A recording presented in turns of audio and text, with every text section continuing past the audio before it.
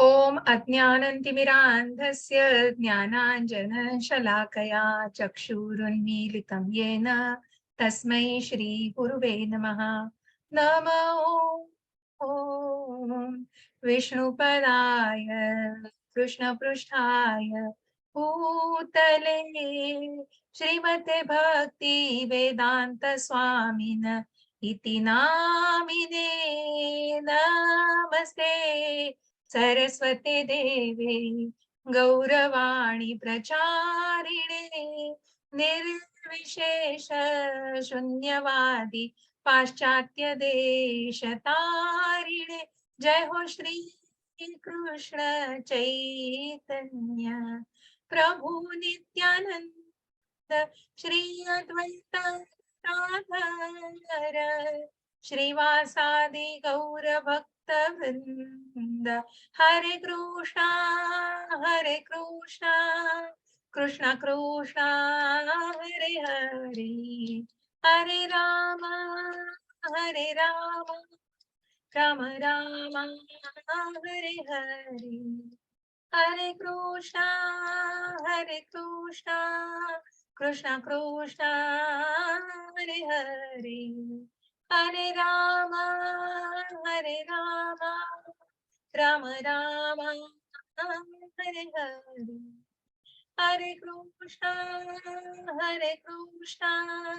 कृष्ण कृष्ण हरे हरे, हरे राम राम राम हरे हरे, हरे कृष्णा कृष्ण कृष्ण हरे हरे, हरे राम राम राम हरे हरे।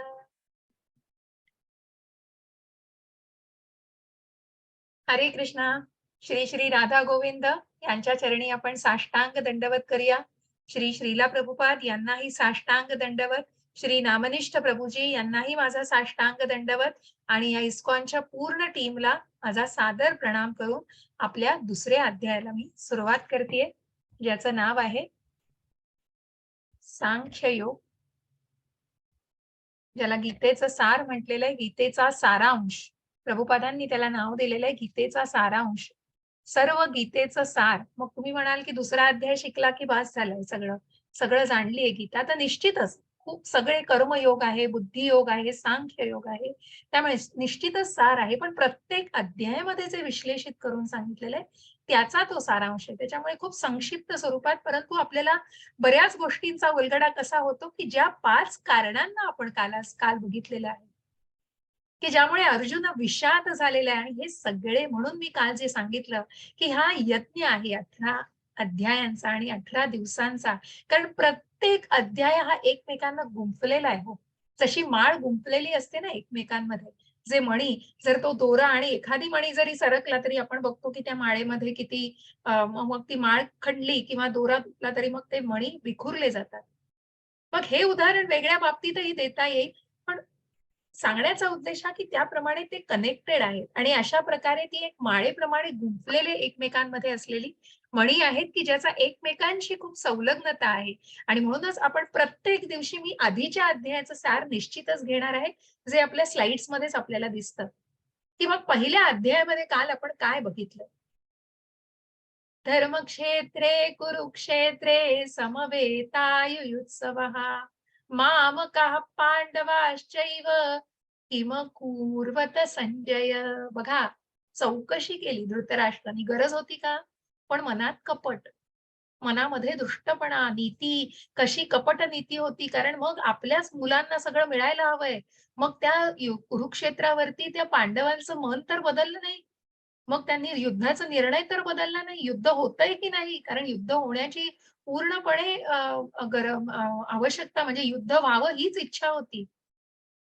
ज्या दुर्योधनाने सूर्याच्या सुईच्या टोका एवढं सुद्धा राज्य देणार नाही म्हणून युद्ध अटळ आहे सांगितलं होतं, अशी विनाशकाले विपरीत बुद्धी असलेला हा पक्ष, अधर्माचा पक्ष, आणि म्हणूनच स्वतःच्याच बांधवांना कशा प्रकारे स्वतःच्याच भावांना इतकं वाईट वागणूक देऊन कशा प्रकारे त्यांना त्रास दिलेला आहे आणि त्या सगळ्यानंतर सुद्धा सगळं सहन करून, की ज्यांच्याकडे भगवंत आहेत, ज्यांच्या बरोबर भगवंत आहेत त्यांना कशाची चिंता.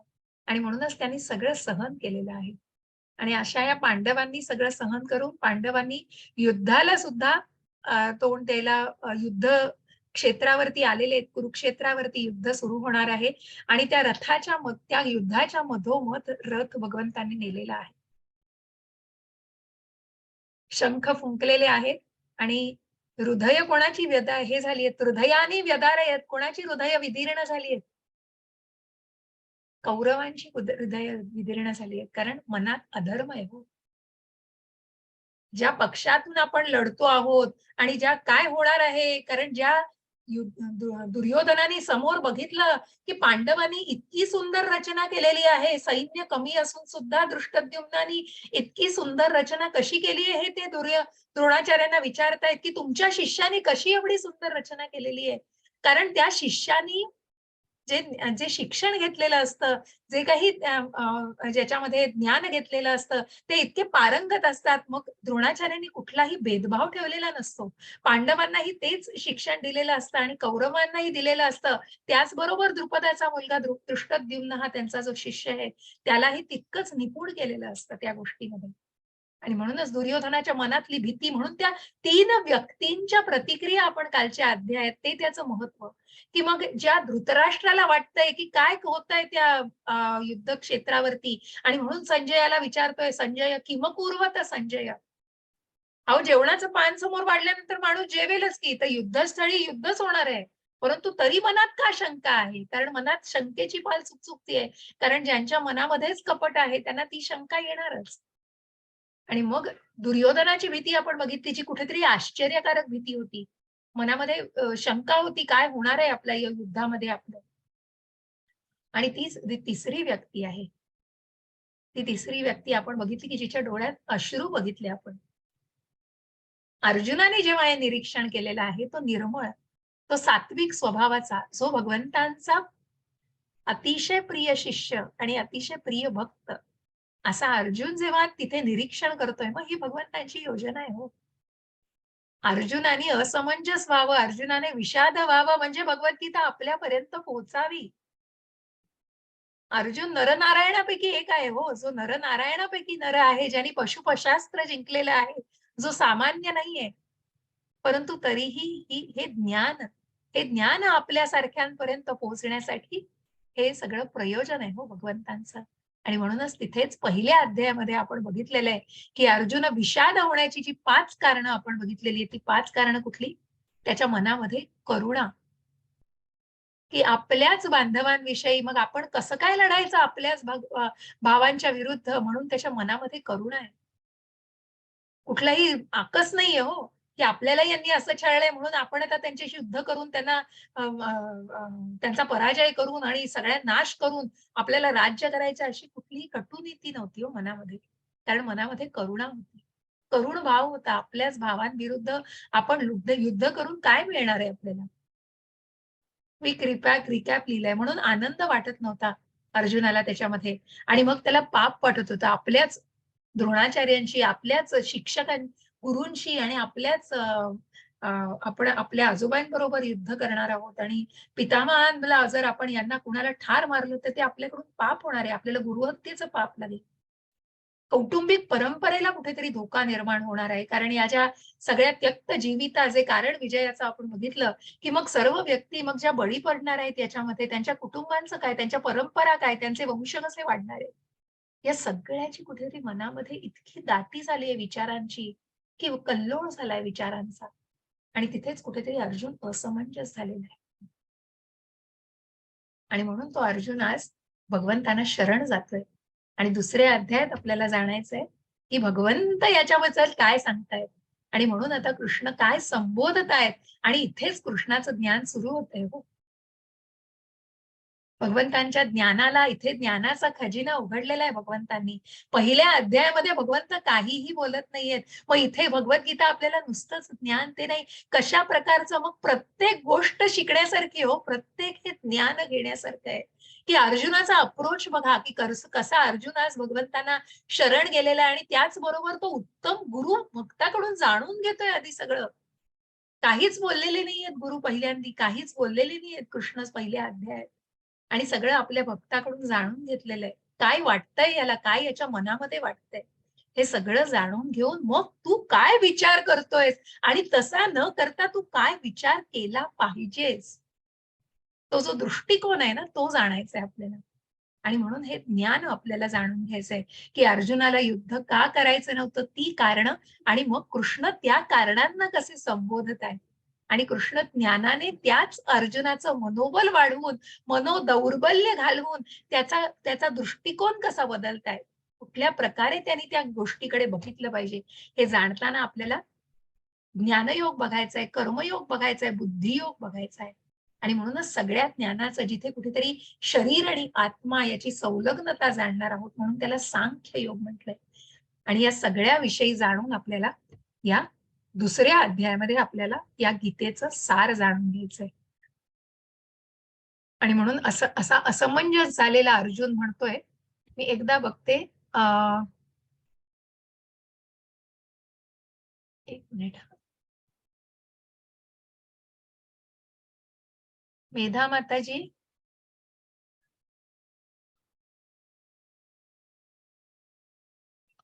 काही हरकत नाही. मला वाटतं त्यांना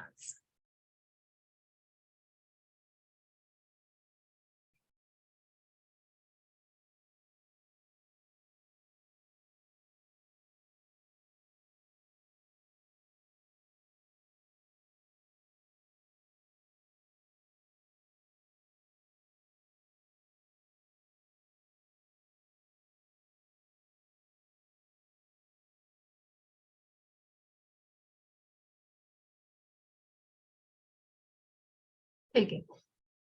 हरे कृष्ण, सॉरी. हा, तर असा असमंजस झालेला अर्जुन भगवंतांना म्हणतोय. मग असमंजस होणं म्हणजे काय, तर त्यांच्यावर विजय प्राप्त करणे की त्यांच्याकडून पराजित होणे, या दोहोंपैकी कोणती गोष्ट अधिक चांगली आहे हे आम्हाला कळत नाहीये. जर आम्ही धृतराष्ट्र पुत्रांची हत्या केली तर आम्हाला जगण्याची आवश्यकता नाही, तरी देखील युद्धभूमीमध्ये ते आमच्या समोरच उभे आहेत. आणि म्हणून अर्जुन कृष्णाला सांगतायत, की जर मी असमंजस का वाटतंय, कारण मला समजत नाहीये मी युद्ध करायला हवंय की मी नकोय करायला. जर मी त्यांची हत्या केली तर आम्हाला जगण्याची काय आवश्यकता? मी आमच्याच भावांचा वध करून मला काय आनंद मिळणार आहे? आणि म्हणून असा अर्जुन बघतोय आणि असा अर्जुन भगवंतांना हे कारण सांगून म्हणतायत, कार्पण्य दोषोपहत स्वभावः पृच्छामि त्वां धर्म चेता यच्छ्रेयस्यानिश्चितं ब्रूहि तन्मे शिष्यस्तेऽहं शाधि मां त्वां प्रपन्नम्. माझ्या दुर्बलतेमुळे मी माझ्या कर्तव्याबद्दल गोंधळून गेलो आहे. माझी मनःशांती नष्ट झाली आहे आणि अशा स्थितीत माझ्यासाठी निश्चितम ब्रूहि तन्मे, निश्चितपणे सर्वात श्रेयस्कर काय आहे याबद्दल मी तुम्हाला विचारित आहे. मी तुमचा शिष्य आहे आणि तुम्हाला शरण आलो आहे. कृपा करून तुम्ही मला उपदेश करा. असा अर्जुन भगवंतांना शरण आलेला आहे. कारण जो असमंजस झालाय बघा, मग असं असमंजस होणं म्हणजे कुठेतरी निर्णयाला येत नाहीये. आता हे सांगण्यासाठी मी एक साधं आपल्या भौतिक जगतामध्ये सुद्धा आपण बघा, आपल्यावर बऱ्याचदा असं डिसिजन घेण्याची वेळ येते आणि मग आपलं मन कुठेतरी द्विधा मनस्थितीमध्ये असतं बघा, की मग आपण निर्णय करू शकत नाही, की मी इथे करू हे, मग कुठल्याही हो, मग लग्न करायचंय, लग्न ठरलंय, मग मी आता लग्न करायला हवंय का मी लग्न नकोय करायला? मग मी हा जॉब स्वीकारू का मी हा जॉब नको स्वीकारू? किंवा मग अनेक प्रश्न आपल्या प्रपंचामध्ये आणि आपल्या या दैनंदिन जीवनामध्ये अनेक अशा गोष्टी असतात, की ज्याच्या निर्णयापर्यंत आपल्याला यायचं असतं, पण आपण येऊ शकत नाही कारण कुठेतरी द्विधा मनस्थिती असते. मग या अध्ययन वर्गाला येण्यावरनं सुद्धा हो, मी भगवद्गीतेचा हा क्लास जॉइन करू का नको? की मग मनात काय आहे, काय जाणायचंय किंवा काय आहे मनामध्ये? अशी सगळी मनामध्ये जर द्विधा मनस्थिती असेल, तर मग काय करतो हो आपण अशा वेळी? आपली जर अशी मनस्थिती झाली, तर अशा वेळी काय करते व्यक्ती? काय कराल तुम्ही? काय सांगाल?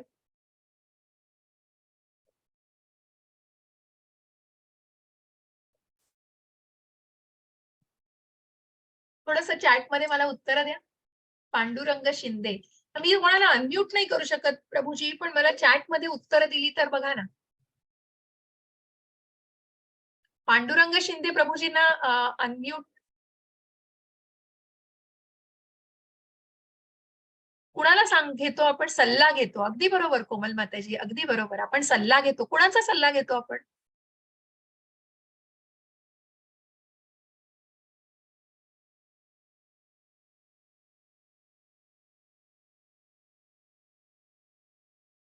कुणाचा सल्ला घेऊ आपण? मोठ्यांचा सल्ला घेतो. अगदी बरोबर निखिल प्रभूजी. अगदी बरोबर. खूप छान. पांडुरंग प्रभूजींना वाचायचं असलं तर मी निश्चित त्यांना अनम्यूट करेन. हरे कृष्ण पांडुरंग प्रभूजी. तुम्ही बोलू शकता. पांडुरंग प्रभूजी, हरे कृष्ण. हरे कृष्ण. हा प्रभूजी. आवाज येत आवाज येतो माझा? हो, येतो प्रभूजी. धन्यवाद. हा प्रभूजी तुम्हाला वाचायचं आहे? हो, वाचतो ना. तुम्हाला अनुवाद वाचायचा आहे? हो, वाचतो. मग मी तुम्हाला को-होस्ट बनवते, म्हणजे तुम्ही तुम्ही स्वतःला अनम्यूट करू शकाल. मी जेव्हा म्हणजे माझं संस्कृत वाचन झालं, की तुम्ही अनुवाद वाचू शकाल प्रभूजी. ठीक आहे, ठीक आहे. हा मी सांगते प्रभूजी. धन्यवाद प्रभूजी तुम्हाला मनापासून वाचायचं असेल तर हा प्रभूजी, नाहीतर काही हरकत नाहीये. म्हणजे मला वाटलं तुम्ही हँड रेस तेवढ्यासाठी केला होता. नाही, नाही, मी निश्चित वाचणार. मी वाचू ओके. इच्छितो. ठीक आहे प्रभूजी. मी तुम्हाला को-होस्ट केलंय. तुम्ही अनम्यूट होऊ शकता आणि जेव्हा तुम्ही वाचत नसाल तेव्हा म्यूट व्हा प्रभूजी. ओके. ठीक आहे? ओके. ठीक आहे, ठीक. ओके. धन्यवाद प्रभूजी. तर आपण मोठ्यांकडून मार्गदर्शन घेतो. अगदी बरोबर. आपण मोठ्यांचं मार्गदर्शन घेत असतो. आणि मग या मोठ्यांचं मार्गदर्शन घेतो, कारण आपल्याला तो सल्ला हवा असतो त्यांच्याकडून. आणि मग इथे आपल्याला तेच दिसतंय, की अर्जुन म्हणतोय कार्पण्य दोषोपहत स्वभावः. अर्जुनाने कबूल केलेलं आहे, की माझी परिस्थिती अशी झाली आहे, की मी निर्णय घेऊ शकत नाहीये. माझ्या मनामध्ये द्विधा मनस्थिती झाली आहे. आणि म्हणून अशा वेळेला आपण प्रार्थना करतो, देवाची प्रार्थना करतो. आपण मोठ्यांचे सल्ले घेतो, ज्यांचा अनुभव असतो. आपल्यापेक्षा ज्यांचा अनुभव जास्त असतो. आणि मग अशांचा आपण सल्ला घेतो, मोठ्यांचा सल्ला, की मग ज्यांनी आपण म्हणतात ना, किंवा बरेच मोठी लोकं, की आम्ही तुमच्यापेक्षा एवढे पावसाळे जास्त बघितलेत, हे केस उगाच पिकलेले नाहीयेत. हे बरेच म्हण आहे ना मोठ्यांची. कारण खरंच असतं. तो अनुभव असतो आणि तो अनुभवच बोलत असतो आणि म्हणून तुम्हाला तो सल्ला दिला जातो. आणि ही खूप बरोबर गोष्ट आहे. आणि त्याच प्रकारे इथे आपण बघतोय, मग हा जो सल्ला घेतला जातो, आता प्रत्येक जण जेव्हा हा सल्ला घेईल, तर त्याला सुद्धा तुम्हाला 14व्या अध्यायात हे जाणता येईल जास्त विस्तृतपणे. परंतु प्रत्येक जण याचा विचार कशाप्रकारे करेल? प्रत्येकाचं परसेप्शन, प्रत्येकाला ती घेण्याची वेगवेगळी त्यांची ते घेताना सुद्धा प्रत्येक जण ते वेगवेगळ्या दृष्टीने त्याचा विचार करेल. मग कोणी सात्विक दृष्टीने, कोणी राजसिक दृष्टीने, कोणी तामसिक दृष्टीने. कारण हे आपले त्रिगुण आहेत हो. मनुष्य या त्रिगुणांच्या प्रभावाखाली आहे. जे आपल्याला पुढे जाऊन जाणायचंय. 14व्या अध्यायामध्ये हे अजून विश्लेषित स्वरूपात आहे, की कशाप्रकारे आपण या मोहमायेमध्ये या त्रिगुणांच्या प्रभावाखाली आहे. मनुष्य जे काही वागतोय, या त्रिगुणांचा प्रभाव आहे त्याच्यावरती. आणि म्हणून मग सात्विकतेतला मनुष्य वेगळ्या प्रकारे त्याचा विचार करेल. जो राजसिकतेमध्ये आहे, ज्याला कुठेतरी वासनेची हाव आहे, की मग ती काम करायचंय, ना करायचंय, 1000 कारणं दिली जातात. आणि मग जो तामसिकतेमध्ये आहे, तो कुठेतरी अज्ञानात आहे. अशा प्रकारे त्याचा विचार केला जाईल. परंतु हा जो सल्ला घेतला जातो ना, ज्या व्यक्तीकडून घेतला जातो, ती व्यक्ती अतिशय परिपूर्ण असणं गरजेचं आहे.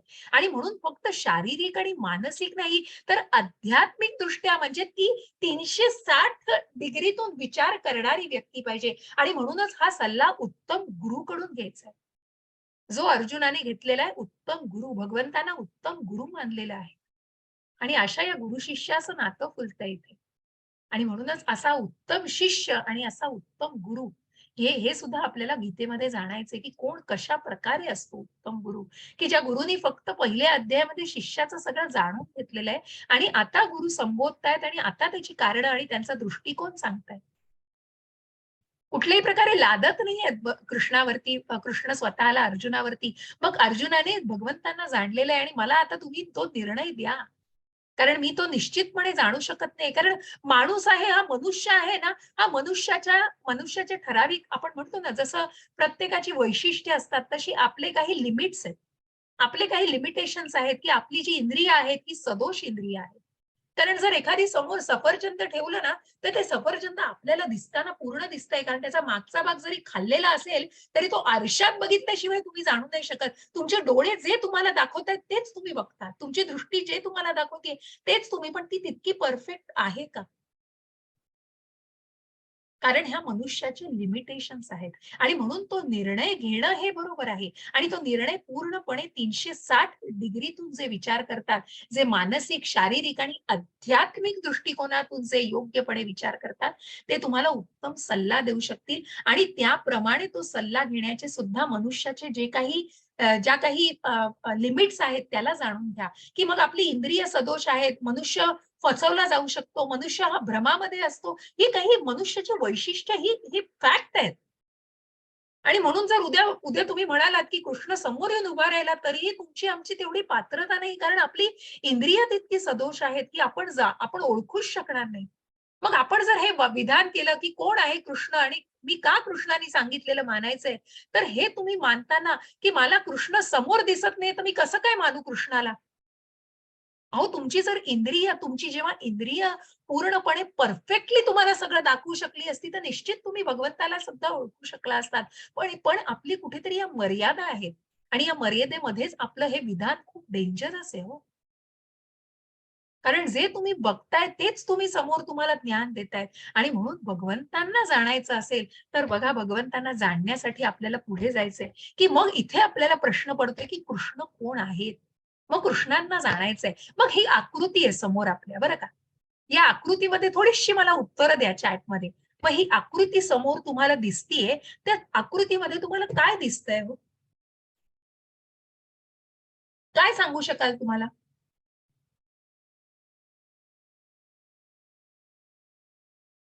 आपल्या विश्वासूंकडून ज्योती माताजींनी खूप छान सांगितलंय, मोठ्यांकडून श्वेता माताजींनी सांगितलंय.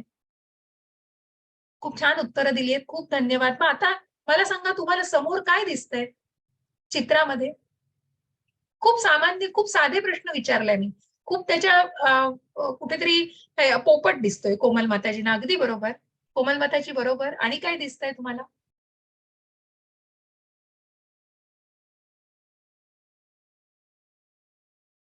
झाड दिसतंय. अगदी बरोबर. पोपट आहे, तो काहीतरी खातोय. बरोबर. सरिता माताजींना पोपट दिसतोय. निखिल प्रभूजींना दिसतंय. बरोबर. हो, येस. सगळ्यांना पोपट दिसतंय. खूप छान, खूप छान. खूप चांगला प्रयत्न आहे. पोपट काहीतरी खातोय. कोणीतरी उत्तर आता अजून द्यायचा प्रयत्न केलाय. पोपट पेरू खातोय. 1 सेकंद द्या मला.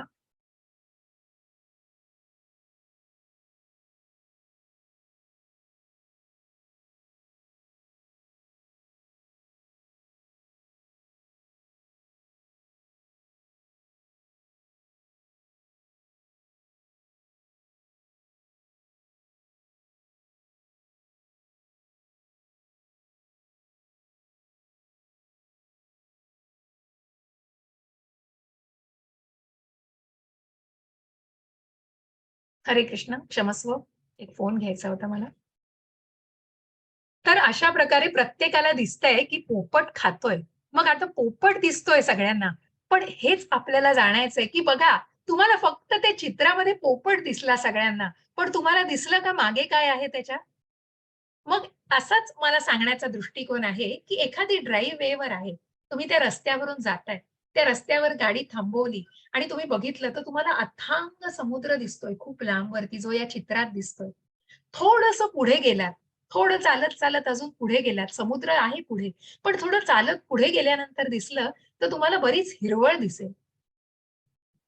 त्याच्यात थोडंसं पुढे गेलात, की अजून पुढे चालत-चालत गेलात, की मग तुम्हाला ती झाडं अगदी प्रॉमिनंटली दिसतील आणि त्या झाडावरती हा पोपट बसलेला सुद्धा दिसेल. तुमची दृष्टी निर्दोषपणे परिपूर्ण असते, तेव्हा मी जे काही पाहतो आहे, तेच ते आहे. ह्याचा याच्यावर आपला पूर्ण विश्वास असतो. पण ती निर्दोषपणे परिपूर्ण, कुठलाही दोष नाही, पण तसं नाही असू शकत. कारण आपली मर्यादा आहे. आणि म्हणूनच आपण तितक्याच पातळीवर तितकीच गोष्ट त्याच प्रकारे बघू शकतो. आणि म्हणून आपण अशी विधानं करणं खूप डेंजरस आहे. म्हणून ते ज्ञान घेणं आणि म्हणून कृष्णाला जाणायचंय, तर कृष्णाला या 3 टप्प्यांवर जाणलेलं आहे बघा. आणि म्हणून भगवंतांना जे जाणायचंय आपल्याला, मग जे आपल्याला हे भगवंत दिसतायत, मग हे भगवान रूप आहे भगवंतांचं. हे जे मनमोहक असं श्यामसुंदर रूप आहे, की जिथे हातात बासरी आहे आणि डोक्यावरती मोराचं पीस आहे. आणि म्हणूनच प्रभुपादांनी खूप सुंदर उदाहरणासह आपल्याला हे सांगितलंय, की ते ड्राईव्ह वेचंच असं उदाहरण दिलं, की मग तुम्हाला सुरुवातीला समुद्र किनारा दिसतोय. म्हणजे जे कोणी सुरुवातीच्या टप्प्यावर आहेत त्यांना एक प्रकाश दिसतोय फक्त. की मग प्रभुपादांनी सांगितलंय, की सकाळी उठून एखादी व्यक्ती दरवाजा, खिडकी उघडते, की मग ती म्हणते, "चला दिवस सुरू झालेला आहे." मग काही जणांची उत्सुकता असते, की हा दिवस सुरू झालाय, पण हा प्रकाश कुठून आलाय? कुणापासून येतोय हा प्रकाश? मग पुढे जाऊन अजून बघतात, तर तो सूर्य दिसतो. आणि त्याच्याही पुढे जाऊन ज्यांचं औत्सुक्य असतं, की हा प्रकाश देणारा सूर्य आहे तरी काय? सूर्याचा अभ्यास करण्यासाठी सूर्यावर जाण्याची ज्यांची तयारी असते. असे हे टप्पे आहेत, जे भगवंतांना जाणण्याचे पण टप्पे आहेत. आणि म्हणूनच ज्यांनी भगवंतांना ब्रह्मस्वरूपात स्वीकारले. भगवंतांनी सगळ्यांना स्वीकारलंय हो. परंतु ज्यांनी एक एक शक्ती म्हणून मानलंय, एक चैतन्य आहे, एक तेज आहे असं म्हणून ब्रह्म, ब्रह्म हे पहिला टप्पा आहे भगवंतांना जाणण्याचा. त्याच्या पुढे जाऊन जेव्हा काही आध्यात्मिक प्रवासामध्ये जे अजून पुढे गेलेले आहेत, ते भगवंतांना परमात्मा, जो प्रत्येकाच्या हृदयामध्ये निवास करतोय, तो परमात्मा म्हणून जे 4 भुजाधारी रूप आहे भगवंतांचं, शंख, चक्र, कमळ आणि गदा हातामध्ये असलेलं जे रूप आहे, ते परब्रह्माचं, परमात्म्याचं रूप आहे. आणि त्याच्या पुढे ज्यांचं आध्यात्मिक स्वरूप, अजून आध्यात्मिक उन्नती आणि प्रगती झालेली आहे, ते भगवंतांशी जोडले जातात. ते भगवंतांच्या या मनुष्य रूपाशी जोडले जातायत, ज्या भगवान रूपाशी जोडले जातायत. जे मनुष्य रूप ज्या द्वापार युगामध्ये अर्जुनाला भगवद्गीता सांगण्यासाठी मनुष्य रूपातच अर्जुनाने त्यांना बघितलंय हो. आणि त्या भगवंतांशीच अर्जुनाचं नातं आहे. आणि अशा या भगवंतांना जाणणं हे 3 टप्प्यांवर, ज्यांचं ऐश्वर्य हे परिपूर्ण आहेत, असे हे पूर्णमिदस्य, असे परब्रह्म, असे परमात्मा, असे परम तत्व, कारणांचे कारण, परम कारण, जे 6 ऐश्वर्यांनी नटलेले आहेत. काय कमी आहे भगवंतांकडे? सौंदर्याने नटलेले आहेत. अतिशय मनमोहक असं रूप आहे भगवंतांचं. श्रीमंत आहे तो, तिन्ही लोकांमध्ये सगळ्याची सगळ्यावर सत्ता करतायत, गाजवतायत, ते भगवंत आहेत. कुठे प्रसिद्ध नाहीयेत, तिन्ही लोकात प्रसिद्ध आहेत. अनेक असुरांचा वध केलेला आहे, असं सामर्थ्य आहे त्यांच्यामध्ये. आणि जे ज्ञानाने परिपूर्ण आहे. कारण हे ज्ञान, भगवद्गीतेचं ज्ञान प्रत्यक्ष भगवंतांच्या मुखकमलातून आलंय. म्हणून ही भगवद्गीता जशी आहे तशी. मग त्याचं उदाहरण देताना मी गुरु परंपरेचं का उदाहरण दिलं, की जसं तिथे उदाहरण द्यायचं राहिलं, की मोबाईलला चार्जिंग करताना जर ती वायर तुटली असेल, तर तो प्रवाह खंडित होतो. आणि म्हणून ही अखंडित अशी परंपरा, की तो मोबाईल चार्ज होण्यासाठी ती वायर पूर्णपणे जोडली गेलेली असली पाहिजे. म्हणून कुठेही खंडित न होता भगवंतांकडून मग ब्रह्मांना, ब्रह्मांकडून नारदांना आणि मग व्यास मुनींना, आणि त्याच्यानंतर पुढे-पुढे असं हे भगवद्गीतेचं ज्ञान आहे, ते आपल्यापर्यंत पोहोचलंय श्रील प्रभुपादांकडून. आणि हे सगळं आहे हो, सगळ्याची निर्मिती केलेली आहे. मग ही भौतिक प्रकृती ही त्यांची, आध्यात्मिक प्रकृती ही त्यांची आहे. परंतु त्यापासून भगवंत अलिप्त आहे. कशाचाही मोह नाही. आणि म्हणून संन्यास आहे मनामध्ये. कुठल्याही गोष्टींनी बांधले गेलेले नाहीयेत भगवंत. सगळ्याची निर्मिती करून त्यापासून अलिप्त आहेत. असं हे वारंवार उल्लेख होणारी गोष्ट आहे. अशा परमात्म्यांचा आपण वारंवार उल्लेख करणार आहोत. आणि निश्चितच आपल्याला जाणायचंय, ज्या ज्या ईश्वर हा पहिला आपण ज्या भगवद्गीतेमध्ये याचा वारंवार उल्लेख प्रत्येक अध्यायामध्ये होणार आहे. अशा परब्रह्म, मग ब्रह्म, परमात्मा आणि भगवान याचाही वारंवार उल्लेख होत राहणार आहे. म्हणूनच ते जाणण्यासाठी भगवंतांना कसं 3 टप्प्यामध्ये जाणलं गेलंय हे जाणायचंय. आणि आता इथून पुढे जो प्रवास सुरू होतोय, तो भगवंत सांगतायत मग, की कशाप्रकारे कारणांना, प्रत्येक अर्जुनाच्या मनातले जे प्रश्न आहेत आणि मनामध्ये ज्या भावना निर्माण झाल्या आहेत, त्यांना कृष्ण संबोधत आहेत. आणि कृष्ण त्यांच्या मनातल्या त्यांच्या समस्येचं निराकरण करतायत. त्यांना सल्ला देतायत, त्यांना मार्गदर्शन करतायत. अर्जुनाला मार्गदर्शन केलेलं आहे. आणि ही जी भगवद्गीता सगळी जाणायची हे सगळं उपदेश आहे, मार्गदर्शन आहे. आणि म्हणून पहिल्याच ज्या करुणा नाही, मनामध्ये करुणा, अर्जुनाच्या मनामध्ये जी करुणा, दया निर्माण झालीये त्याबद्दल भगवंत सांगतायत. देहिनोऽस्मिन् यथा देहे कौमारं यौवनं जरा तथा देहांतर प्राप्तीर धीरस्तत्र न मुह्यति. हरे कृष्ण पांडुरंग प्रभुजी. हरे कृष्ण माताजी. हरे कृष्ण. ज्याप्रमाणे देहधारी आत्मा अविरतपणे या देहात बालपणापासून तारुण्यात आणि तारुण्यातून म्हातारपणात जात असतो, त्याचप्रमाणे मृत्यूनंतर जीवात्मा दुसऱ्या देहामध्ये प्रवेश करतो. अशा स्थित्यंतरामुळे धीर मनुष्य गोंधळून जात नाही. हरे हरे कृष्ण. कृष्ण. धन्यवाद. हरे कृष्ण. आणि म्हणूनच भगवंत सांगतायत की तू जो विचार करतोस तो तू नाहीस.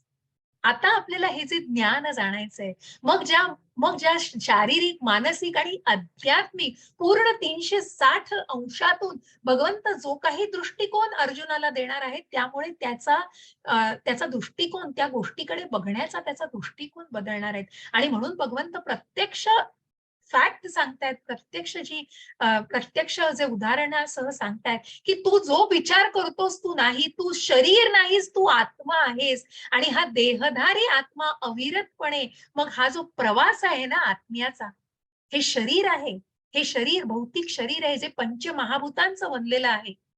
पृथ्वी, आप, वायू, जल आणि अग्नी यांनी बनलेलं हे बाह्य शरीर आहे. परंतु हा जो आत्मा आहे ना, हा जो जीवात्मा आहे ना शरीरामध्ये, हा अविनाशी आहे. आणि तो अविरतपणे, मग अगदी बालपणापासून ते अगदी मधल्या काळापर्यंत, मग ज्या अगदी तान्ह्यापणापासून, बालपणापासून, यौवनापासून ते वृद्धापकाळापर्यंत, अगदी देह जीर्ण होईपर्यंत हा आत्मा अविरतपणे या शरीरातून प्रवास करीत असतो. तारुण्यातून म्हातारपणात जात असतो. आणि ज्या वेळेला हा देह जीर्ण होतो, तेव्हा हे शरीर टाकून हा आत्मा दुसरं शरीर धारण करतो. आणि म्हणूनच तू शरीर नाहीयेस, तू आत्मा आहेस. या शरीरधारी भावनेची भगवंत विश्लेषण करून अर्जुनाला सांगतायत की ज्याच्याबद्दल तुला करुणा वाटतेय तो देह आहे, पण तो देह तर नश्वर आहे रे.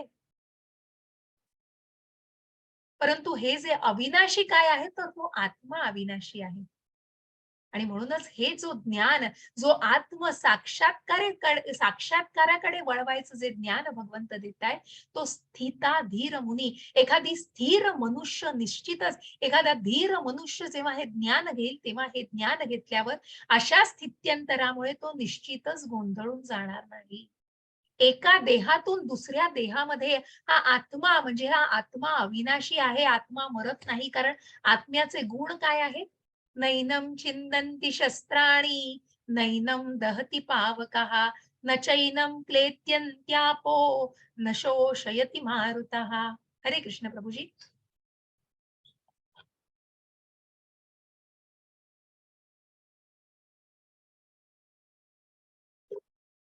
पांडुरंग प्रभुजी. हरे कृष्ण. हरे कृष्ण. हरे कृष्ण. या आत्म्याचे कोणत्याही शस्त्राद्वारे तुकडे करता येत नाहीत. अग्नीद्वारे त्याला जाळता येत नाही, पाण्याद्वारे त्याला भिजविता येत नाही, तसेच वाऱ्याने त्याला सुकविताही येत नाही. हरे कृष्ण. हरे कृष्ण. असा हा जो आत्मा आहे हा अविनाशी आहे. तुझी धारदार जी शस्त्र आहेत, तुझ्या तलवारी आहेत, या देहाला मारतायत, या देहाचं काही करणार आहेत, या पंचमहाभूतांनी बनलेल्या बाह्य शरीराला मारणार आहे. पण तो आत्मा आहे, तो अविरत आहे आणि तो अविनाशी आहे. त्या आत्म्याला ना तू कापू शकत, ना चिरू शकत, ना त्याला ओलं करू शकत, ना वाळवू शकत.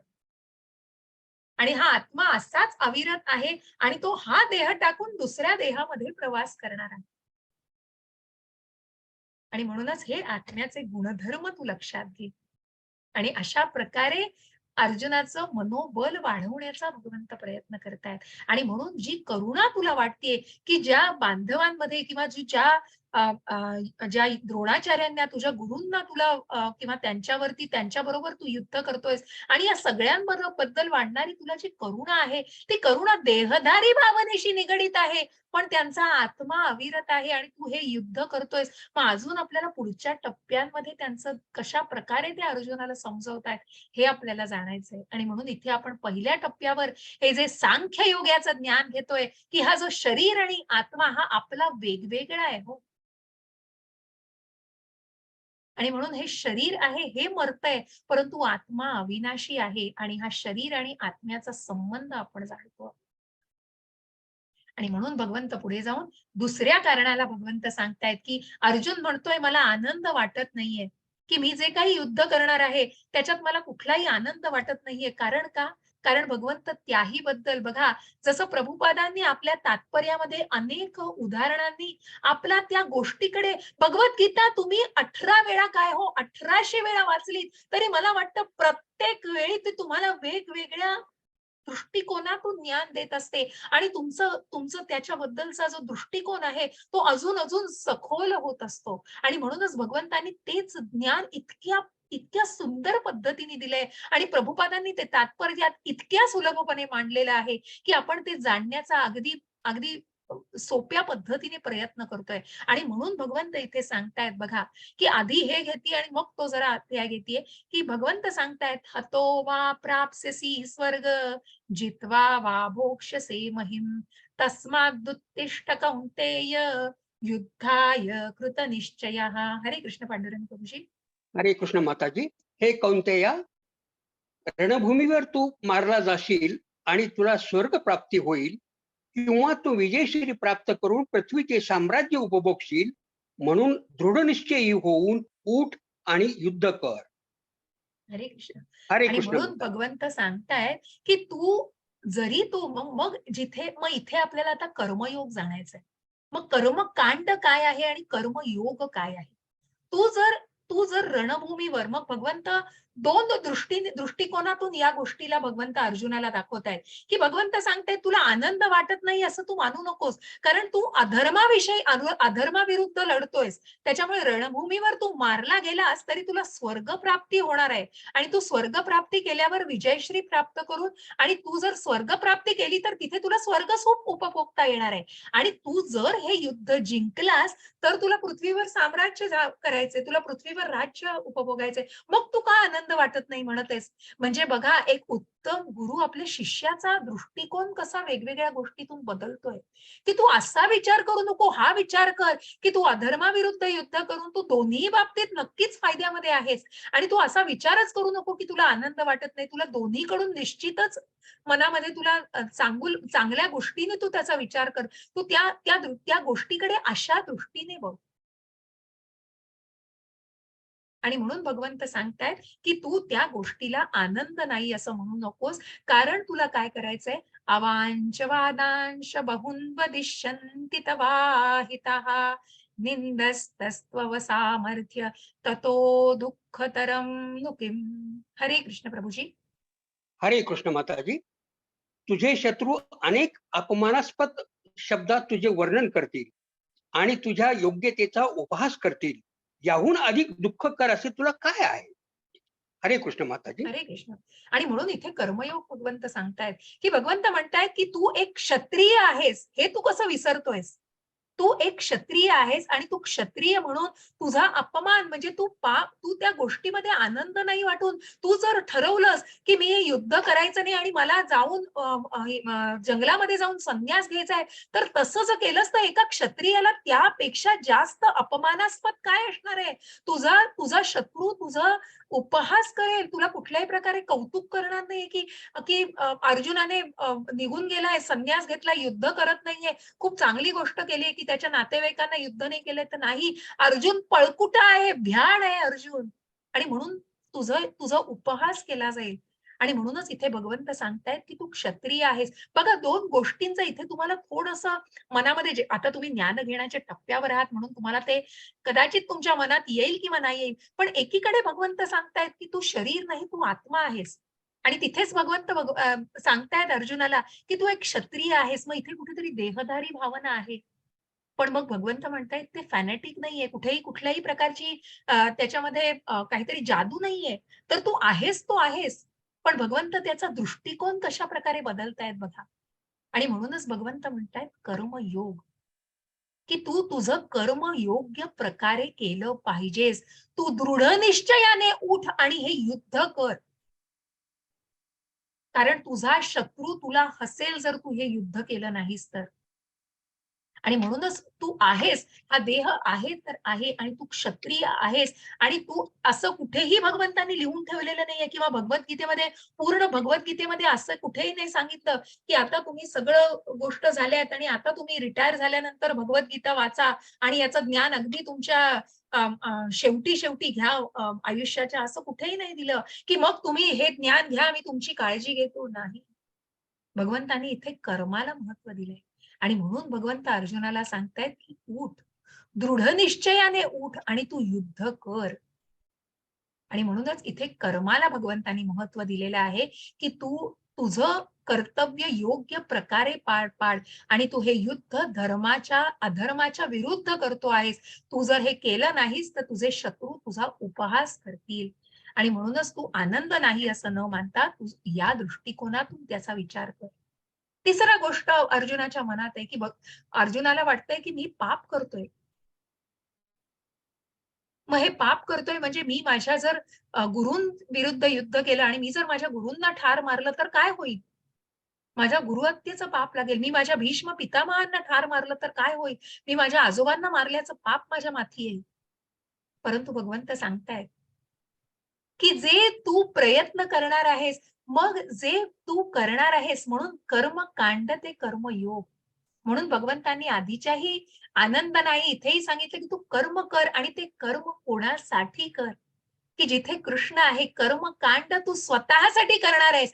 पण तू तेच जर कर्मयोग केलंस, तेच तू मला अर्पण केलंस, तेच तू भगवंतांना अर्पण केलंस, तर निश्चितच त्याच्यामध्ये कुठलंही पाप नाही. मग ते कर्मयोग ते भगवंतांना अर्पण केलेलं कर्म आहे आणि म्हणूनच तू त्या प्रकारे विचार करून ते कर.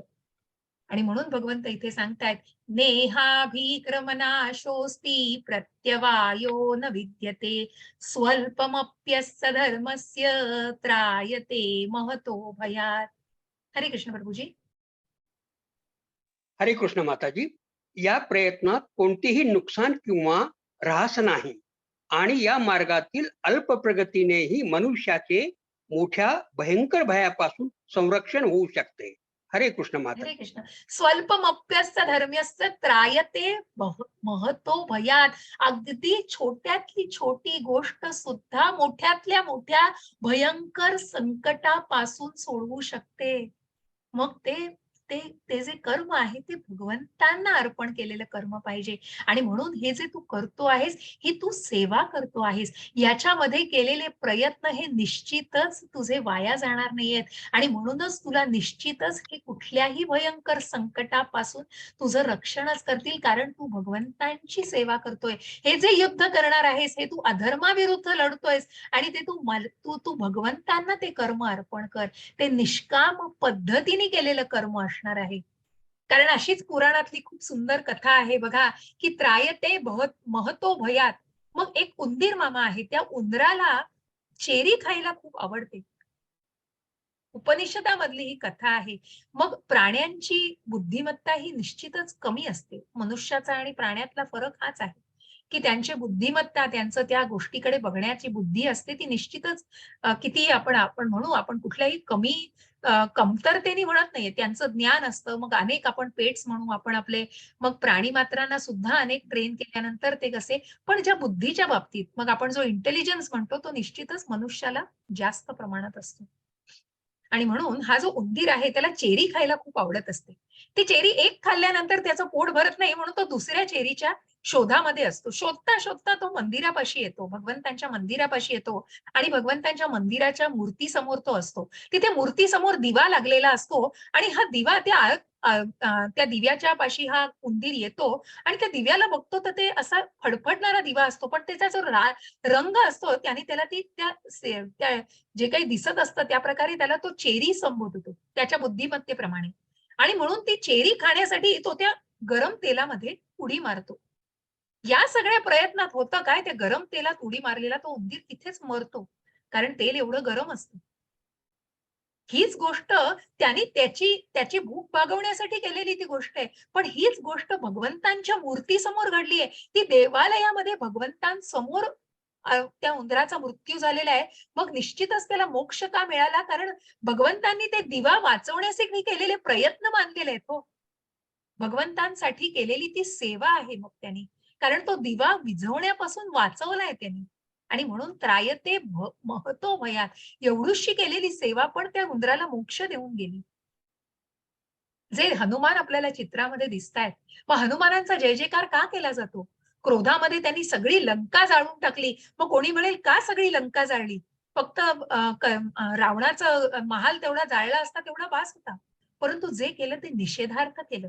ज्या परस्त्रीकडे ज्यांनी वाईट नजरेने बघितलेलं अशा रावणाला निषेध करण्यासाठी, आपल्या प्रभूंच्या सेवेसाठी, आपल्या प्रभूंचा शब्द मानून ज्यांनी रावणाकडे जे सीता मैयेला भेटायला गेले होते, परंतु त्याच रावणाचा निषेध करण्यासाठी प्रभूंच्या सेवेमध्येच त्यांनी ही गोष्ट केलेली आहे.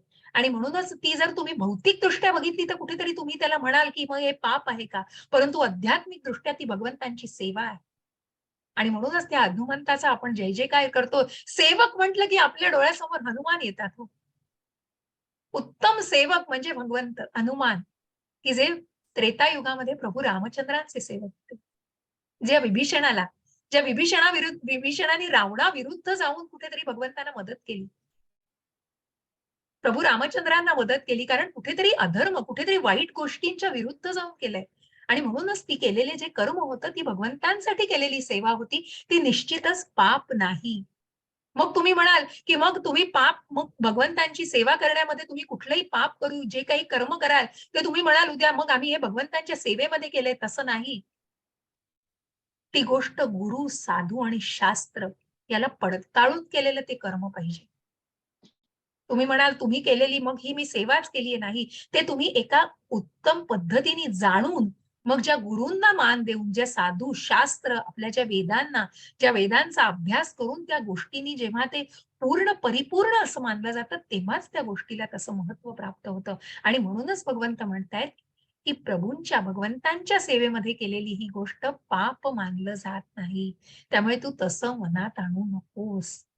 आणि मग ज्या चौथ्या कारणाला आपल्याला जाण्याचे, पारिवारिक परंपरा, जिथे भगवंत प्रत्यक्ष उदाहरण त्यांच्या उदाहरणासह आपल्याला दिसतोय, की गोवर्धन पर्वत ज्यांनी 7 दिवस 7 रात्र आपल्या 7व्या वर्षी वयाच्या अवघ्या तेवढ्या वर्षामध्ये असताना तेवढ्या दिवस आणि रात्री आपल्या आपल्या गोकुळवासियांना वाचवण्यासाठी ज्यांनी गोवर्धन पर्वत आपल्या करंगळीवर उचलून धरले.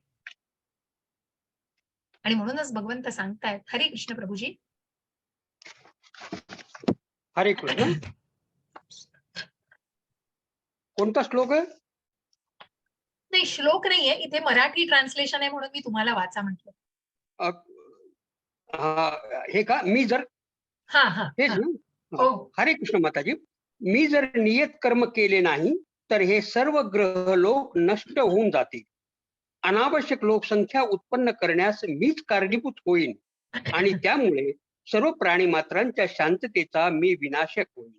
हरे कृष्ण माता. हरे कृष्ण. आणि म्हणून भगवंत इथे प्रत्यक्ष स्वतःच्या उदाहरणासह, ज्या भगवंतांना ज्यांनी या भौतिक आध्यात्मिक सगळ्या जगताची निर्मिती केलेली आहे, जे तिन्ही लोकांचं आधिपत्य करता आहेत, अशा भगवंतांना कुठलं कर्म करायची गरज होती? परंतु ज्यांनी स्वतःच्या उदाहरणासह, की एक आदर्श व्यक्ती काय असते, की त्या आदर्श व्यक्तीला, जसं आपण म्हणतो कुटुंबामध्ये एक आदर्श व्यक्तीला सगळे अनुसरण करत असतात. मग ते अनुकरण आणि अनुसरण यातला फरक आपल्याला उद्या, म्हणून इथे 3.24 दिसतंय बघा तुम्हाला. हा श्लोक आहे, हा 3ऱ्या अध्यायातला आहे. म्हणून हे जे कारण आहे हे उद्या आपण जास्त सखोलपणे जाणणार आहोत, जिथे आपण वर्णाश्रम पद्धती आणि अनुकरण अनुसरण यातला फरक जाणून आपण इथे फक्त एवढंच जाणूया, की प्रत्यक्ष भगवंतांनी आपल्या उदाहरणांनी स्वतःचा आदर्श घालून दिलेला आहे. आणि प्रत्यक्ष भगवंत सांगतायत, जर जर प्रत्येकाने आपलं नियत कर्म व्यवस्थितपणे पार पाडलं तर कोणीही अराजकता माजवणार नाही. आणि म्हणूनच भगवंत सुद्धा प्रत्यक्ष स्वतःच्या नियत कर्मांचं पालन करतायत, की जेणेकरून ते शांततेचा विनाशक होणार नाही. आणि अशा या वर्णाश्रम पद्धतीला आपल्याला उद्या जास्ती सखोलपणे जाण्याचंय, म्हणून मी जास्त खोलात जात नाही, परंतु आदर्श व्यक्ती या गोष्टीवरती भर दिलेला आहे. आणि हे सगळं जाणलं, की मग करुणा मनामध्ये का नको? कारण तू शरीर नाही, तू आत्मा आहेस. मग तू पाप मानू नकोस, कारण तू भगवंतांची सेवा करतो आहेस. आणि तू आनंद नाही असं म्हणू नकोस, कारण तू एक क्षत्रिय आहेस. तू युद्ध केलंच पाहिजेस. आणि त्याच्या पुढे जाऊन पारिवारिक परंपरा, की प्रत्येकाने स्वतःचं कर्तव्य पार पाडलं पाहिजे, कारण जेणेकरून तुम्ही एक आदर्श व्यक्ती म्हणून त्या व्यक्तींचं अनुसरण करू शकाल. हे सगळे विचार अर्जुनाच्या मनात येऊन अर्जुन असमंजस झालेला आहे. हे 5वं कारण आपण जाणलं. त्या असमंजस कारणाला भगवंत कसं सांगतायत बघा.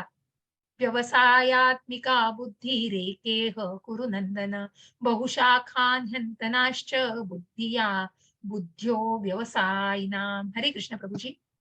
हरे कृष्ण माताजी. जे या मार्गावर असतात त्यांची बुद्धी दृढनिश्चयी असते आणि त्यांचे ध्येयही एक असते. हे प्रिय कुरुनंदन, जे डळमळीत वृत्तीचे असतात त्यांच्या बुद्धीला अनेक फाटे फुटलेले असतात. हरे कृष्ण माताजी. हरे कृष्ण. आणि म्हणूनच तुझी बुद्धी आता अव्यवसायात्मिक झालेली आहे. तुझ्या बुद्धीला फाटे फुटलेले आहे. जे या मार्गावर असतात त्यांची बुद्धी दृढ निश्चयी असते. आणि म्हणूनच तुझी बुद्धी ही कुठेतरी तुझ्या बुद्धीला फाटे फुटलेले आहेत. तुझ्या मनामध्ये हे जे असंख्य विचार आहेत त्याच्यामुळे तुझी बुद्धी, तुझं मन अव्यवसायात्मिक झालेलं आहे. आणि म्हणून जे डळमळीत वृत्तीचे असतात, परंतु जे स्थिर मन, ज्यांचं मन स्थिर झालेलं असतं. आणि मग अशा व्यक्तींना अर्जुन विचारणार आहे पुढे जाऊन प्रश्न. परंतु जे डळमळीत वृत्तीचे, की जसा तुझा निश्चय कुठेतरी डळमळीत झालाय, त्यांच्या बुद्धीला अनेक फाटे फुटतात. आणि म्हणून ज्यांनी प्रत्यक्ष स्वतःच कबूल केलेलं आहे भगवंतांसमोर, की त्याला कळत नाहीये की त्याने काय केलं पाहिजे, युद्ध करावं का न करावं, अशा कुठेतरी द्विधा मनस्थितीत आणि ज्याच्या बुद्धीला फाटे फुटलेले आहेत. आणि म्हणून तुझी बुद्धी अव्यवसायात्मिक झालेली आहे. मग तुला काय करायची गरज आहे? तर अर्जुन प्रश्न विचारतोय. मग कोण लोक अशी दृढ निश्चयी असतात? आणि म्हणून अर्जुनाच्या मनात हे प्रश्न आलेले आहेत. स्थिता धीर मुनींबद्दल 2.54 ते 72 येथे याचं वर्णन केलंय. हरे कृष्ण प्रभूजी. हरे कृष्ण माताजी. अर्जुन म्हणाला, हे कृष्ण, ज्याची भावना अशी समाधिस्थ झाली आहे त्याची लक्षणे काय आहेत? तो कसा आणि कोणत्या भाषेत बोलतो? तो बसतो कसा आणि चालतो कसा? हरे कृष्ण माताजी. हरे कृष्ण. आणि म्हणूनच मग भगवंत सांगतायत, की ज्याने स्थिर मन केलेलं आहे असा स्थिता धीर मुनी. 2.55 ते 2.72 या श्लोकांमध्ये आपल्याला पूर्णपणे त्या स्थिता धीर मुनींना जाणायचंय. आणि हे स्थिता धीर मुनी आपल्याला जे चित्रात दिसतायत हे प्रल्हाद महाराज आहेत. इथे ज्यांचं उदाहरण दिलेलं आहे, ज्यांच्याबद्दल सांगितलेलं आहे.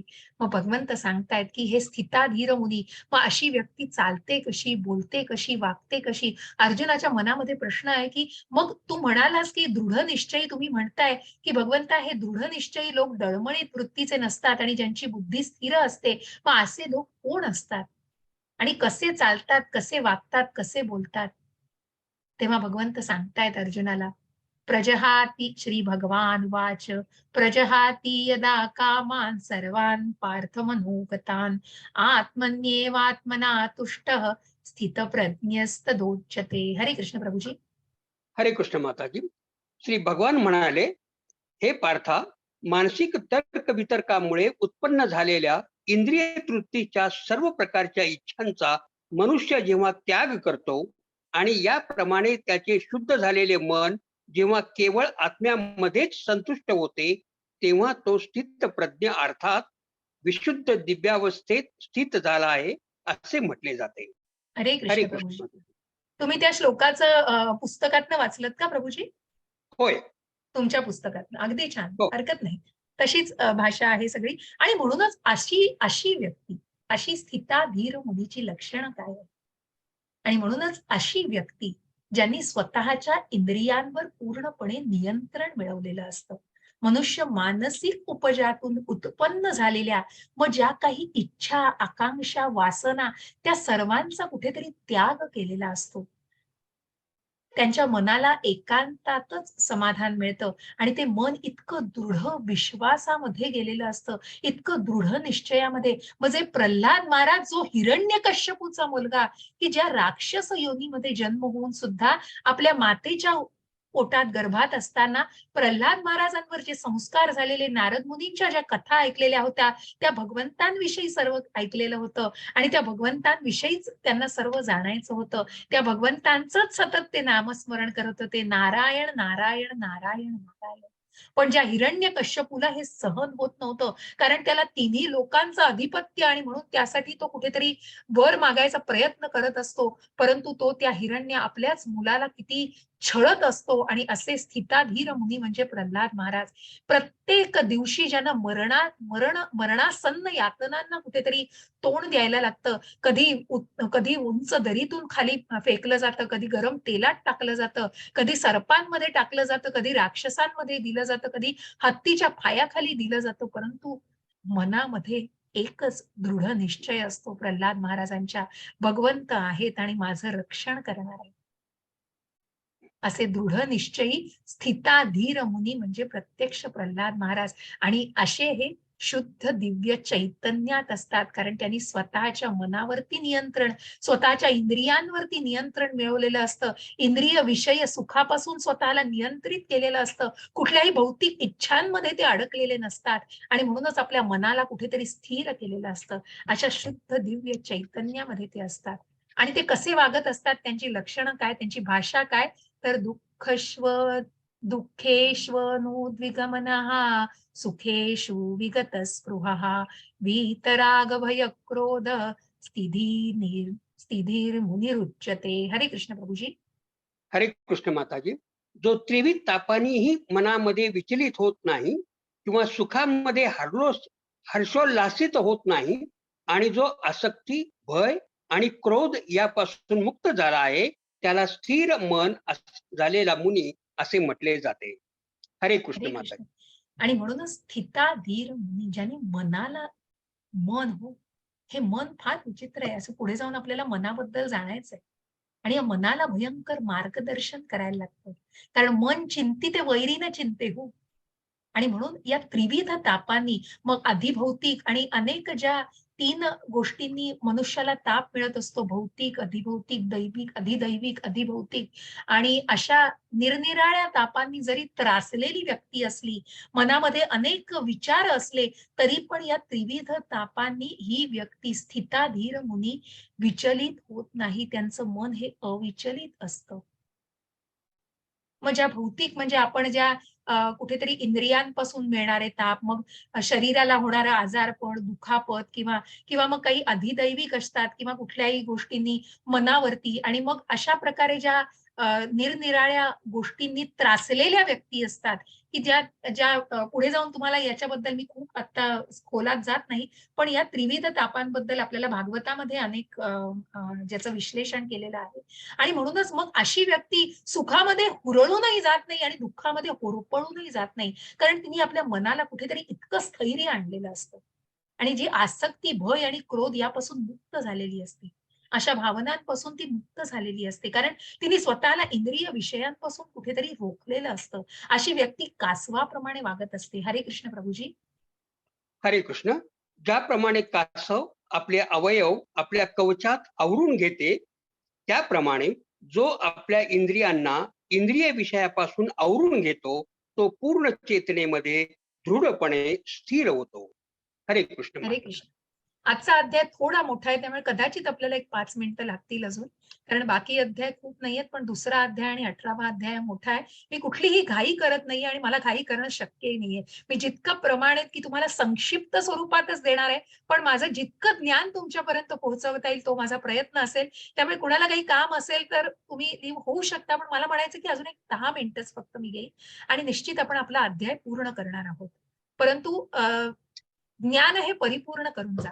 आणि म्हणूनच अशी व्यक्ती स्थिताधीर मुनी ही कासवाप्रमाणे, कासव जसं कुठेतरी आपल्याला थोडी तरी संवेदना झाली तरी कासव पटकन आपली इंद्रिय आत ओढून घेतं, त्याचप्रमाणे ही व्यक्ती कुठल्याही इंद्रिय विषयांच्या वासनेमध्ये अडकत नाही. ती आपल्या इंद्रियांना आवरून घेतं आणि इंद्रिय विषयातून आवरून घेतं, अशी व्यक्ती ही स्थिताधीर मुनी असते. अशी व्यक्ती ही आध्यात्मिक स्वरूपाची असते. आणि म्हणूनच ज्याप्रमाणे अ, अ, अशा अशा भक्तामध्ये आणि अशा भौतिक आणि आध्यात्मिक दृष्टीमध्ये, मग अशा व्यक्तीची आध्यात्मिक दृष्टी कशी असते आणि आपली भौतिक दृष्टी नॉर्मल कशी असते, की जे दैवतांमुळे त्रासलेले, मग उष्णता आहे, थंडी, हिवाळा अशा गोष्टी द्वैतांमुळे कुठेतरी त्रासलेल्या असतात. कारण ते कुठेतरी शरीराशी निगडीत असतात. मला थंडी वाजतेय, माझ्या कानांना थंडी वाजतेय, मला इथे दुखतंय, मला ते होतंय. कारण ते शरीराशी निगडीत असतात. शरीर मरतं तेव्हा ते मरतात. कारण मग आत्मा आहे या भावनेपर्यंत पोहोचलेलेच नसतात. आणि मनामध्ये अनेक चिंता, गोंधळ यांनी पूर्णपणे कारण ते मन विचलित झालेलं असतं. कारण कुठेतरी इंद्रिय विषयांची, कारण कितीही मिळवलं तरी त्याचं समाधान मिळत नसतं. हे पण हवंय, ते पण हवंय. या वासनाही संपत नाही तो, म्हणून ते कुठेतरी भौतिक गोष्टींशी निगडीत असतं. पण हेच जेव्हा एक भक्त आणि एखादी स्थिताधीर मुनी, एखादी आध्यात्मिक व्यक्ती काय जाणेल, की आत्मा आंतरिक आहे, मरत नाही, अजन्म आहे. आत्मा हा अविनाशी आहे. तो कापला जात नाही, जाळला जात नाही, नष्ट केला जात नाही, मारला जाऊ शकत नाही. शरीर मरतं पण आत्मा हा तोच राहतो आणि आत्मा हा अविरतपणे प्रवास करत असतो. एका शरीरातून दुसऱ्या शरीरामध्ये तो प्रवास करत असतो. संपूर्ण चैतन्याने हा आत्मा चैतन्याने हे शरीर व्याप्त झालेलं असतं. या आत्म्यामुळे, या चैतन्यामुळे सर्व शरीरभर ते चैतन्य पसरलेलं असतं. असा असा दृष्टिकोन हा आध्यात्मिक दृष्टिकोन, आणि म्हणून ती व्यक्ती सर्व परिस्थितीमध्ये सहनशील असते. कारण तिने स्वतःला त्या इंद्रिय विषयांपासून आवरून घेतलेलं असतं. त्या देहधारी भावनेपासून स्वतःला नियंत्रित केलेलं असतं. आता तुम्ही म्हणाल हे सगळं जाणलंय, अर्जुनाने सगळं ज्ञान घेतलंय. स्थिताधीर मुनी कसा आहे, वागतो कसा, बोलतो कसा, चालतो कसा, आचरण कसं आहे त्याचं, हे सगळं सगळं ज्ञान घेतलं आपण. पण पुन्हा सगळं घेतोय, कळतंय पण वळत नाहीये हो. मग हे वळत का नाहीये? अडचण कुठे आहे? तर हा अडचण आहे, खूप मोठी अडचण आहे. खूप मोठे ब्लॉकर्स आहेत, खूप मोठे अडथळे आहेत. काय आहेत ते अडथळे? ते जाणायचंय. भगवंत ज्ञान सगळं देतायत. सगळं ज्ञान घेतोय. 10 पावलं पुढे जातोय, पण का येतोय 5 पावलं मागे? का कुठे अडथळे निर्माण होतायत? तर ध्यायते ध्यायतो विषयान् पुंसः संगस्तेषूपजायते संगात सजायते कामः कामात् क्रोधो विजायते. हरे कृष्ण प्रभुजी. हरे कृष्ण माता. इंद्रिय विषयांचे चिंतन करीत असताना मनुष्याची त्या विषयांच्या ठिकाणी आसक्ती वाढत जाते आणि अशा आसक्तीपासून काम उत्पन्न होतो आणि कामापासून क्रोधाचा उद्भव होतो. हरे कृष्ण माता. हरे कृष्ण प्रभूजी. आणि म्हणूनच मग कुठे कुठे हा शत्रू आहे, उद्याच्या अध्यायातही आपल्याला थोडं तेच जाणायचंय. संलग्नता आहे या कर्मयोगांमध्ये. आणि म्हणून मग प्रभुपादांनी खूप छान उदाहरण दिले. प्रभुपाद सांगतात, की एक मुलगा आणि मुलगी आहे. मग कुठेतरी फक्त त्या मुलीला मुलगा तो दिसला आहे, अशी गोष्ट, हा मुलगा इथे आहे, इथपर्यंत ठीक आहे. मग ह्या मुलाच्या या गोष्टी मला खूप चांगल्या वाटतात, इथपर्यंत ठीक आहे. मग त्याच्यानंतर पुढे ती ओढ निर्माण होते. मग ती ओढ कुठेतरी वासनेमध्ये परिवर्तित होते. मग ती वासना, मुलगा आणि मुलगी यांच्यामध्ये ती कामवासना उत्पन्न होते. त्याचं रूपांतर पुढे, मग जेव्हा काही गोष्टींचं समाधान होत नाही, मग बऱ्याच गोष्टी या संसारिक जीवनामध्ये असतात, की ज्या गोष्टींचं हे पण पाहिजे, ते पण मिळवायचे, ते पण मिळवायचे. मग समाधान जिथे होत नाही तिथे क्रोध येतोय. कारण ही वासना कुठेतरी क्रोधाला उत्पन्न करते. आणि म्हणून इंद्रिय विषयांचं चिंतन करताना मनुष्याची त्या विषयाची आसक्ती, मग हे भगवंतांनी एक प्रभुपादांनी उदाहरण दिलं. उदाहरणादाखल ही वासना आहे, कामवासना. पण कुठल्याही गोष्टीबद्दल वाटणारी ओढ, वासना इतक्या टोकाला घेऊन जाते, की मग ती नाही मिळाली तर चिडचिड होते, क्रोध येतो. मग इतका तो क्रोध असतो की तो अनावर होतो हो. आणि म्हणून तो कुठेतरी त्या वासनेतून निर्माण झालेला असतो. मग हा क्रोध पुढे जाऊन काय करतो? क्रोधात भवती सम्मोहा, सम्मोहात स्मृतिविभ्रमः, स्मृतिभ्रंशात बुद्धिनाशो, बुद्धिनाशात प्रणश्यति. हरे कृष्ण प्रभुजी. हरे कृष्ण माताजी. क्रोधापासून संमोह निर्माण होतो आणि मोहापासून स्मृती भ्रमित होते. जेव्हा स्मृती भ्रमित होते तेव्हा बुद्धिनाश होतो आणि बुद्धिनाश होतो तेव्हा मनुष्याचे पुन्हा भौतिक अधःकुपात पतन होते. अंधकुपात पतन होते. हरे कृष्ण माता. हरे कृष्ण प्रभुजी. हरे कृष्ण. आणि म्हणूनच हा क्रोध जो आहे, हा क्रोध संमोहापासून, कारण कुठेतरी त्या गोष्टीचा मोह आवरता येत नाही. मला ती गोष्ट हवीच आहे. मग मला ती गोष्ट मिळवण्याशिवाय मी राहणारच नाही. आणि मग ती मिळवण्यासाठी जे काही केलं जातं, मग तो दृष्टिकोनच मग ती काही का करायला लागेना. मला ते प्रमोशन मिळवायचंय, मग मला कुठल्या का मार्गाने जायला लागेना. मग ती बुद्धी काम करणं सोडतं. मनुष्य भ्रमात जातो. त्या बुद्धीची सत्सद विवेक बुद्धी संपते हो.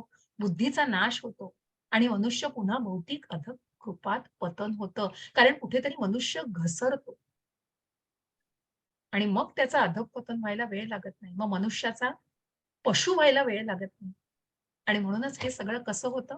कारण कुठेतरी या सगळ्या गोष्टीची वासना आणि म्हणून ही जी इंद्रिय वस्तूंविषयीची वाढणारी आसक्ती, कुठे आपल्याला नियंत्रण करायचंय, हे टप्पे कसे पुढे नेतात आणि कसा मनुष्य ओढला जातो आणि कसा अधःपतनात जातो आणि कसा पशु मनुष्यापेक्षा सुद्धा वाईट अशी म्हणजे जे पशुला सुद्धा पशुचा सुद्धा अपमान आहे. कारण पशु सुद्धा एवढा आपण म्हणतो एखादी हिंस्त्र पशु वगैरे म्हणू ज्यांना परंतु कशा प्रकारे ती अगदी आपण म्हणतो ना ज्याला अमानुष असं वागणं मग ते होतं आणि म्हणूनच कुठेतरी इंद्रिय वस्तूंची आसक्ती ही आसक्ती वासनेमध्ये रूपांतरित होते वासनी क्रोधात होते क्रोध भ्रमामध्ये नेतो कारण मग स्वतःभोवती एक वलय तयार होतं की मला ही वस्तू पाहिजे म्हणजे याच्यातच माझं सगळं आहे this is the end of the world असं आपण कुठेतरी भ्रम करून घेतो आणि तो भ्रम कुठेतरी त्या स्मृतीचा आपल्या सगळ्या बुद्धीचा नाश करतो स्मृतीचा भ्रमनिरास कारण आपल्या मनातल्या त्याच गोष्टी या बरोबर आहेत असा कुठेतरी आपण भ्रम करून बसतो आणि ते कुठेतरी बुद्धीचा नाश करतो सत्सद विवेक बुद्धी बंद होते हो म्हणजे बुद्धी काम करायचीच बंद होते बुद्धीचा नाश होतो ही व्यक्ती निश्चितच अधःपतनाला जाते जी पूर्णपणे घसरते आणि म्हणूनच आपण हे सगळं जाणून सुद्धा ज्या स्थिताधीर मुनीचं ज्ञान आपण घेतो आहे आणि म्हणूनच जिथे 64 ते 72 इथे ज्या स्थिताधीर मुनी आपण प्रल्हाद महाराजांचं जे उदाहरण घेतलं तेच आपले प्रभुपाद आहे आणि प्रभुपाद तेच सांगतायत हरे कृष्ण प्रभूजी हरे कृष्ण. पण हा आसक्ती हा आणि अनासक्ती यापासून मुक्त असणारा आणि स्वातंत्र्याच्या नियामक तत्वानुसार इंद्रियांना नियंत्रित करण्यामध्ये समर्थ असणारा मनुष्य भगवंताची पूर्ण कृपा प्राप्त करू शकते. हरे कृष्ण. हरे कृष्ण अशी व्यक्ती निश्चितच भगवंत धामालाच पोहोचते हे जीर्ण शरीर टाकल्यानंतर भगवत धामाला मग पुन्हा परतून या भौतिक जगामध्ये ती व्यक्ती येत नाही पुन्हा त्या मृत्यू लोकामध्ये ही व्यक्ती येत नाही आणि म्हणूनच आपले प्रभुपाद ज्यांचं उदाहरण की मग फक्त मनामध्ये कृष्ण भावना इतकी निर्व्याज भावना की मग ज्याच्या निष्काम कर्म ते की ज्याच्या फळाचीही कुठली अपेक्षा केलेली नाहीये ते करताना कितीही संकटांना मग प्रभुपादांनी कुठल्याही प्रकारची आसक्ती ठेवली नव्हती की मला याच्यातनं काय मिळणार आहे याच्या पलीकडे गेलेली होती सगळी ती व्यक्तीच्या त्या भावना आणि म्हणून ज्या परदेशामध्ये जाऊन सुद्धा ज्यांनी कृष्ण भावना प्रचारित केली ज्याचा प्रचार केला कारण जी कृष्ण भावना जो कृष्ण कोण आहे इथपासून सांगण्याची तयारी होती आणि ज्यांच्या मनामध्ये कृष्ण भावना फुलवायची होती की ज्या हिप्पी लोकांमध्ये ज्या अंमली पदार्थांच्या आहारी गेलेले आहेत अशा वस्तींमध्ये प्रभुपाद राहिले की जिथे सामान्य मनुष्य उभा सुद्धा राहू शकणार नाही कारण प्रभुपाद आसक्ती आणि अनासक्ती यापासून मुक्त झालेले होते स्वातंत्र्याच्या नियामक तत्वांमध्ये स्वतःच्या इंद्रियांना नियंत्रित केलेलं होतं फक्त जेवढं आवश्यक आहे तेवढी झोप जेवढं आवश्यक आहे शरीरात तेवढं खायचंय आणि बाकी सगळा वेळ हा कृष्ण भावनेचा प्रसार करायचा आहे कृष्ण भावना प्रत्येकाच्या मनामध्ये रुजवायची आहे ह्या एकाच मिशननी आपल्या गुरूंच्या एका आज्ञेनी आपली गुरूंची आज्ञा शिरसावन्न मानून ही कृष्ण भावना प्रत्येकाच्या मनात फुलवण्यासाठी प्रभुपादांनी ते मिशन घेतलेलं होतं जे या इस्कॉनच्या मार्फत पुढे चाललेलं आहे प्रभुपादांचं हे मिशन पुढे चालू आहे आणि म्हणूनच अशी समर्थ असणारी व्यक्ती भगवंतांची पूर्ण कृपा भगवंतांचा स्वभाव भगवंतांच्या स्वभावाची प्राप्ती आणि अशी व्यक्तीच पूर्णपणे भगवंतांची कृपा प्राप्त करू शकते इति द्वितीयोध्याय समाप्तः इथेच आपला दुसरा अध्याय संपलाय जिथे प्रत्येक कारणांना भगवंतांनी संबोधलेलं आहे प्रत्येक कारणांना भगवंतांनी दृष्टिकोन सांगितलेला आहे इथे मी माझं रेकॉर्डिंग शेअरिंग थांबवते खूप धन्यवाद